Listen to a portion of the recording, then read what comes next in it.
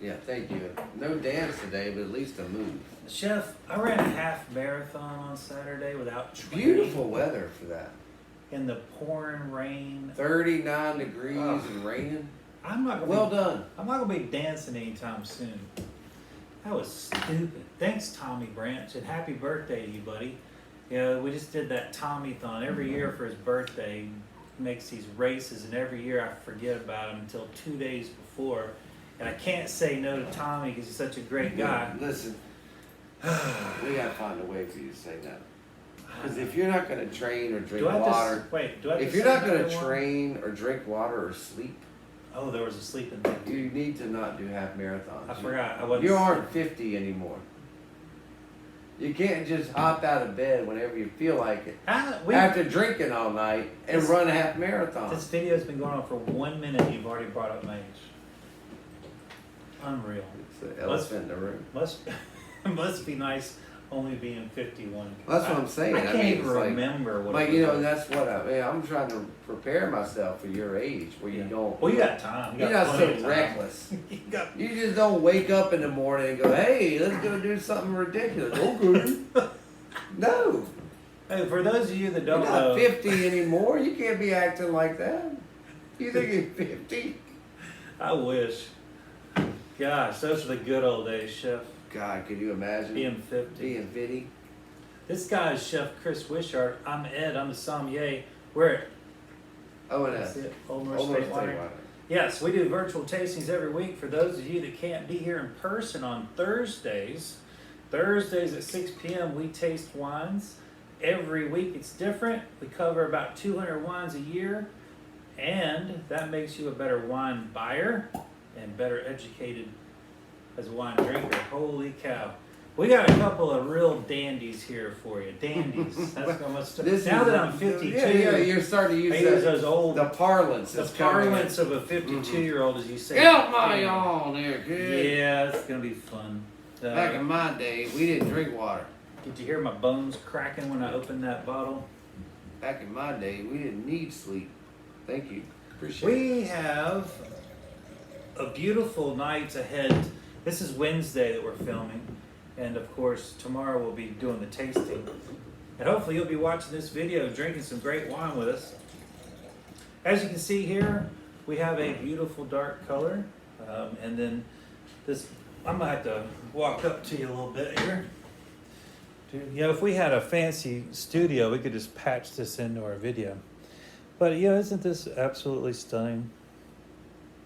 We are going to taste two delicious Catena wines. I spilled a little there, sorry about that. And some of the more famous wines, I would say, coming out of their portfolio. Of course, hard to get and highly expensive. Yes, we had their Chardonnay from this line before. Chef Chris and I agreed that it was probably the best Chardonnay we've ever had in our life. It has no equal. This is their Malbec from the Zenado line. It's well, this wine's going to speak for itself, but we're going to chase along with you. These are the kind of wines that get like 98s. I mean, these are not wines you get a 90 or 92. I mean, these are some of the most highly rated, and by reason. You know, Catena is the leader of South American wines, and they have a lot of holdings. These are the very, very, very select grapes, the best of the best that they have. I mean, literally, like foot by foot, they select these. All grapes. new French oak. They're fermenting in French oak barriques, and then they're transferring to more French oak for 24 months, and then they're bottle aging. It's a tremendous effort and expense to give this to you. And a measly, what, 120, 140 bucks. Biggest value on earth. Incredible value. Well, Chef, I'm excited. As well you should. Hey, cheers. I hope you make it to 52. It's a long way from now. Good luck. We've got a lot of memories.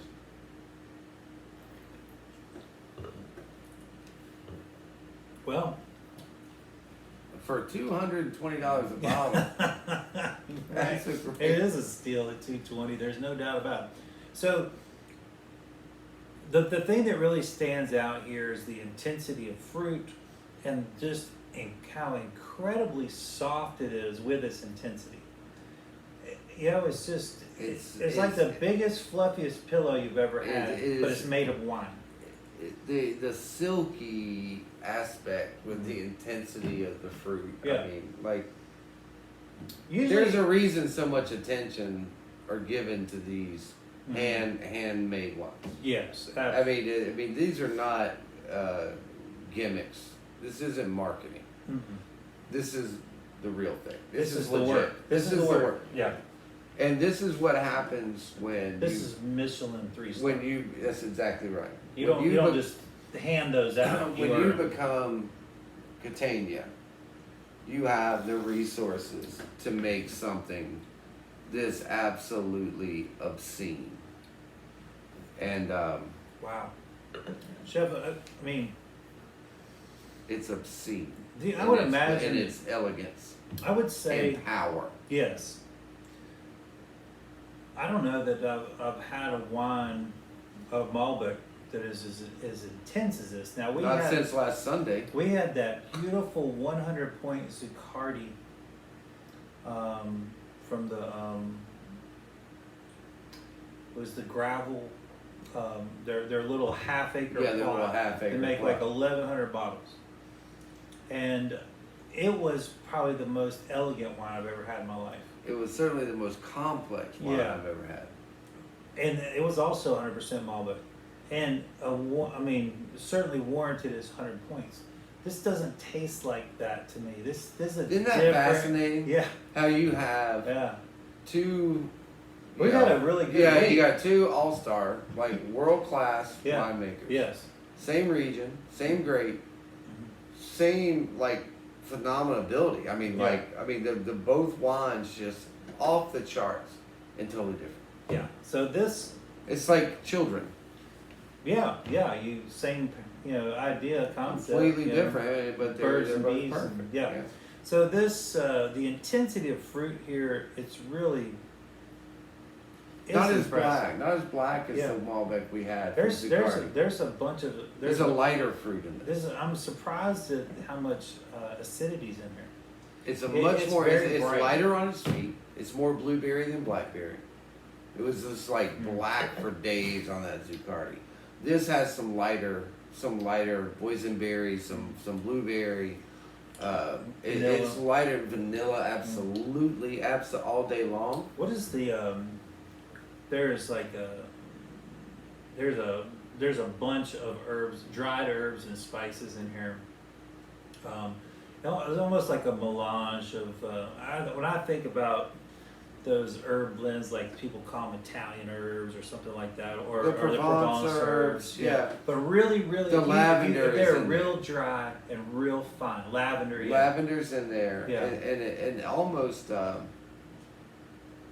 Mm-hmm. Dried thyme is in there. Mm-hmm. But like might be even a little hint of bay or laurel. Laurel's like in there all day long. Yeah. Laurel's in there all day long. The texture on this alone, even if this didn't have the flavor that it has, the texture on this wine is insane. And not the spice, but I'm saying this because today I had an encounter. Okay. That spice. Not with the police. Well, they'll never catch me. Okay. Alive. Right. Spice Walla, the spice company out of Asheville that we get all of our stuff from. I got in some cinnamon stick from them today. Mm-hmm. I mean, I'm not saying the cinnamon stick. I'm talking about the aftertaste of cinnamon. Yeah. Once the spice is dissipated, that feeling of cinnamon afterwards. Yeah. And not the powdered, but like when you poach a stick or you put a stick in a chafing dish. Right. That kind of thing. Yeah. That kind of cinnamon, not the like baking cinnamon. Right. I'm getting that a little bit. Totally get that. And there is, for me at the end, maybe I don't want to say white pepper because white pepper has more flavor. Maybe cayenne. There's a little prick of heat for me at the end. Also, I want to make note that this maybe even Serrano. Yeah. The green of the Serrano, not the red. This has. I have no idea how much alcohol is in this. I didn't even look. Right there. 13 and a half? Yeah, I didn't. Yeah, I I mean, agree. to be honest with you, I I agree. couldn't even taste the alcohol. I think it's less. I think 13.5's on the high end. I mean, I was questioning whether there was alcohol in there. It's so soft. It's amazing. It's soft. It's Unbelievable. silky. That is It's world class. the reputation is there for a reason. Wow. And cool bottle, you know, and it tells a little story. You know, the first lady here is the Queen of France, where the Malbec grape comes from. Yeah. And the next lady is actually the first Catena's wife, and she immigrated from Italy, and where they had nothing, and they married and started farming grapes. So that's what the immigrant second lady. The third here, the very menacing thing is actually the image of phylloxera. So obviously when phylloxera was decimating France, they moved vines to Argentina. So this is to, commensurate that. And then the last here is the river that runs through the vineyards that provides irrigation to the soil and the grapes. Yes. And so a great story on the label. I love the little saying here, 1902, the Argentine Renaissance of Malbec. Yeah. And so there's so much truth to that. There's a very profound label. When you said that, you said it represents France, where Malbec is from. A lot of people don't even know that. Exactly. Because it's so popular now. Catena is probably the reason why most of the world knows about Malbec, because they were like the first big exporter. Yeah, I mean, like, you're not, unless you're like geeking out, you're not a Cahors Malbec person. Right. And even in blends, it's become a minority. Yeah. So Malbec kind of owns it, but its origins, and they always pay homage to its, phylloxera in France are the reason Malbec flourishes. And there's also Argentina. there's so many things in here. I just noticed. Oh my God, you could just their, spend a whole day their with winery, which is one of the most recognizable wineries, like that Adobe square shape. Mm-hmm. This is a really cool label. Anyway, it goes on and on. Yeah, that label, as beautiful it is, it does not match what's inside of it. And their little saying here, 10 centuries of life, death, and rebirth. I like it. I mean, it's just a very profound label, encasing a very profound wine. And you were talking about the river being so important. They're looking at 2 to 4 inches of rain there. They have to have irrigation, and that's why they can get such intense wines, is because they watered the vines just enough. Just enough. They're never over. They always know what they need, and they're not giving them too much, so that's why you get this intensity. Yeah. Just an astounding intensity. Well, that is a big time treat, and I hope that everyone out there has the opportunity to try these wines. God knows I'm just tickled pink to be a part of this. These are thanks for making this happen. Certain legendary wines here, and every now and again you got to treat yourself to something over the top. Look at that. Beautiful. Perfection. Looks like someone's been stamping with that thing. Yeah, I want to use this for all my correspondence. Right. All right, so now we're going to have a blend of Cab Malbec and Cab Franc. This is Chef Chris and I have been geeking out on the Bordeaux blends of Argentina for quite some time now. We also like the Chardonnays, as I alluded to before. And the reason I'm saying that is because a lot of people don't know how great those Bordeaux varietals and Chardonnays are. So if you're obviously El Enemigo is still in the spotlight on the Bordeaux blends in Argentina. Another Catena, yeah. But here we go. This is their offering, which is, my understanding, is kind of a cult collector thing here. Mm-hmm. Yeah. So absolutely, and of course Nicolas, Catena, the original Nicolas started the winery, and Nicolas was the, I believe, grandson. Grandson. It really just started the real like when, like the late 70s, early 80s, when things just started to turn from wine production to fine wine production, and that's when things really changed. It changed not just for them, but changed the whole country, in my opinion. And the world of wine. Yeah. I mean, no other country has imploded or exploded like Argentinian Malbec. Yeah, it's crazy. If you look at the grocery store, all you gotta do is go to a grocery store and see what people are drinking, and there's a huge Malbec section. And when Chris and I were coming up, no such Zero. thing. Zero. I think Australia had their little Shiraz moment. That was big, yeah. And it was big. But This it didn't have the stomped staying it out. power. Yeah. Of this. Yeah, this stomped it out. Stomped it out, and didn't have the staying power. I mean, the Argentinian foundation is strong. Well, wow. It's almost like the wines almost has like flavor crystals that are just popping. It's, you get this wave of flavor, and then there's like little residuals of pops. My taste buds are so freaking happy right now. Of course, with the Cab and the Cab Franc here being the predominant flavor profile, the Malbec, same caliber of silkiness here in this wine, but you're getting more of those green pyrazine notes that you'd expect, and it's just these are I would say companions in quality, style, weight, flavor, very different. But it's still quintessential black Argentinian wine. However, it has a lot of French nuance. I mean, it's just stupid. It's just stupid. I mean, back to back. I mean, this is ridiculous. I don't know how you pick a favorite. I don't think you're supposed to. Yeah, I don't think you I don't want to. I will say because they're different and they don't belong in a competition. What I like about this so much is it's just not an overbearing cab blend. It's not trying to rip your face off with tannins. Thank you, Malbec. There's Malbec. The Malbec prevents that. Even with all the French oak, it's subtle. The oak is just framing and enhancing the wine. It's not defining the wine.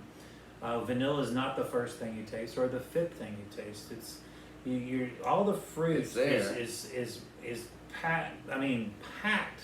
I can't describe more how much fruit there is in there. It's so intense. And then there's a beautiful subtle spice, and vanilla is kind of packed in there with the spice. And that's coming down. The tannin is more pronounced than it is with this. Yes. Which is giving you that wonderful coating on your palate and your mouth. That just, and the acid, it's just. I get a lot of earth on the nose here. It's ridiculous. Which I really dig. A lot of mushroom. Yes, big time. I mean, just like you're chopping mushrooms on your cutting board. Yeah, it's like you're chopping mushrooms after you mowed the lawn. Yeah. You can still smell the grass from your shoes, and the mushrooms are there, and it's. Wow, I can't get over this. It's unbelievable. And this is right out of the bottle. I mean, you can imagine this 45 minutes from now. It is recommended you decant these. You certainly will. And don't drink it quick. Enjoy it over the course of several hours, because this is going to change. With the, I don't know what the shelf life of these will be. I mean, it'll certainly be at least 5 to 10 years, but it is so ready to drink now. I don't know. Isn't that wild how perfect it is? It is. 4 years is young. perfect. It's young in terms of life on Earth, but this is because of all the decades of hard work that led up to it. Amen. Things like these wines, they don't happen overnight. They don't happen by accident. It takes so much blood, sweat, and tears, failures, and successes, and learning from both, and really focusing, really putting everything you have into making that great wine or that great wine, and in hopes that you leave a legacy. And that's exactly what they've done. Their legacy will always be, in my opinion, as the most important winery of Argentina. Agreed. They're in Well, I mean, maybe without a of doubt. South America. You know, if I you want would- to just fold in the whole continent. But I mean, you know, there's a couple of places in Chile that deserve to be Sure, in the but- conversation, definitely. but they don't. I mean, I agree. Catania stands out even yeah. on the continent. Yeah, absolutely. Yeah, yeah. I mean, I'm not trying to diss on Montez or anybody like that or Zuccardi, but Catania to me is the one that introduces more people to wine Agreed. and reaches them at whatever price point they want to be. I don't think they would disagree. Yeah. I think they enjoy a pretty Sure. good view from Catena's shoulders. I love the fact that it's continually family run, which is one of the few family run from start to finish, particularly over 100 years of it, which is pretty phenomenal. 3 generations of people You running know, it. you It's can't incredible. make your kids love what you love, and you can't make your grandkids love what you love. So there's a little luck involved there too, but I don't know. I think there's a deeper connection when you have blood that is connected with the infancy of the winery to the wonderful things they're doing today. Well, you all can't the stages discount are the Argentinian culture either, important. to where it's important to keep a heritage going. I mean, I think that's more important in South American culture than it is here. Yeah, so Nicolas Catena Zapata. Unbelievable. Everything that we wanted to be, chef, and then some. So for those of you that are not tasting along with this, go out there and invest a little bit of money Take a couple $100 and get it. Yeah, here, chef, give me a little taste. Yes, I do. Thank you. Invest a little bit more into your Thank wine. This doesn't have to be a regular thing for, I know everybody has a budget. Some people don't, you lucky y'all. But those of you that do have a budget, save $3 or $4 a week. And then once a year, you've got plenty of money to buy 2 really nice bottles, if not more. And I mean, it's so easy to do if you allow for it. And then when you kind of, when you have something like this occasionally, it really does make you appreciate what people are out there doing, what they're investing in, and they do need a return on that. Yeah, these wines are priced so below what they could be charging. I think that's the story of this, because if the quality of these wines were coming out of Burgundy, they'd be $2,000. That's all there is to it. This is the Burgundy equivalent of a $2,000 wine out of Mendoza. It's that good. And chef, since you brought up Burgundy, I want to mention to everybody that on Tuesday night, March the 7th, we are having an Albert Bichot 5-course Burgundy wine Over dinner. the top. So we're Over not just gonna just rest on our laurels. We're gonna keep moving, keep pumping out. Chef Chris and I are heading to Portugal in a couple weeks. We want to get in a lot of fun things before we head out, and having Catania at the chef's table on tomorrow night, which is going to be really special. We're going to have 5 wines here in person. 5 courses, 5 wines. Yeah. Every food item paired with each wine instead of done kind of in a lot. Yeah. And then obviously very deserving. Yeah, and then I'm worried my food's not going to stand up. Well, remember it's about the wine, not the food, because you're going to be drinking it too. True. So maybe you can enjoy wine more than cook. This one night. I like the chances. One night. So also remember in May we're going to have a beautiful South African wine dinner. So we're just setting So much excitement We're coming going to get more and more things out there, more fun things to do here in Mount Airy, North Carolina. And we have several people coming in from outside of the state and in regional areas like Roanoke. We've got someone coming in from Tennessee. We expect to see a lot of people from Raleigh, Durham, and Charlotte area for these wine dinners. So, it's worth the drive. It's worth traveling. Yeah, No we over deliver in terms of price, and we think it's important to have good value. We think it's important to have a good value, and so these are the things we're trying to bring to you. We Ed and I firmly believe in obtainability, and these experiences should be for everyone. So we make it as advantageous as we can. every time. Chef, I want to just talk one quick point about last night. So it was Lauren's birthday, 14. Cheers. We were celebrating. Cheers. And you made pizzas on the green egg, and they were not pepperoni pizzas. They were a little off the beaten path. Man, we had, I don't know, 16 pizzas. I don't know what it was. I slept like a rock. I'm gonna make pizza more often so you'll sleep that way. Man, it was so good. That was fun.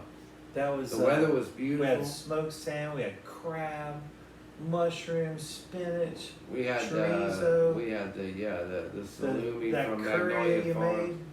We had the curry, fresh mozz, fresh tomatoes, macaroni and cheese, mac and cheese with truffle and egg. With truffles.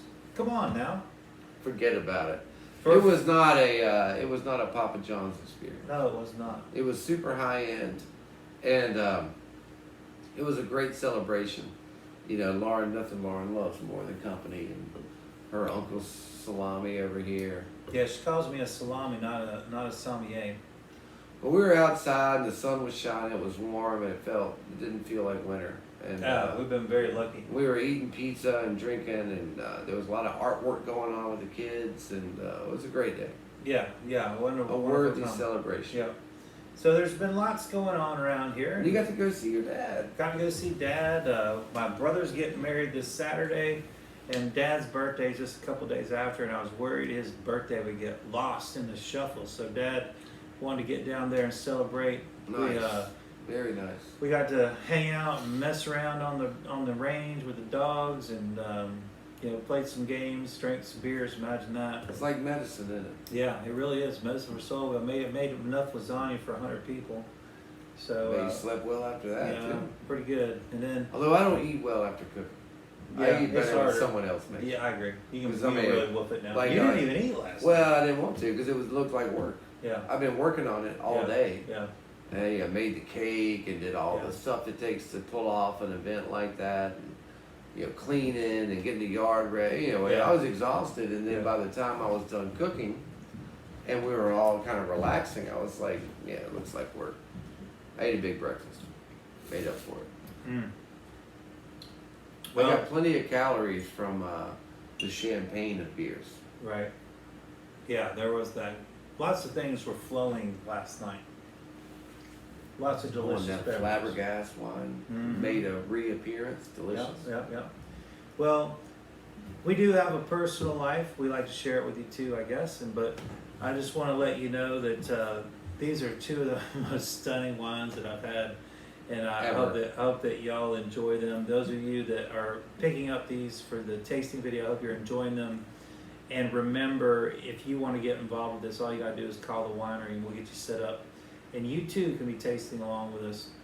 Hey, I appreciate everybody watching our beautiful videos. Friends and family and strangers. Strangers who could be friends one day. And quick note, smoked duck and smoked goat cheese from Goat Lady Dairy. So we're doing double smoke, which I think is going to serve these wines well. Thank you. Have a great weekend.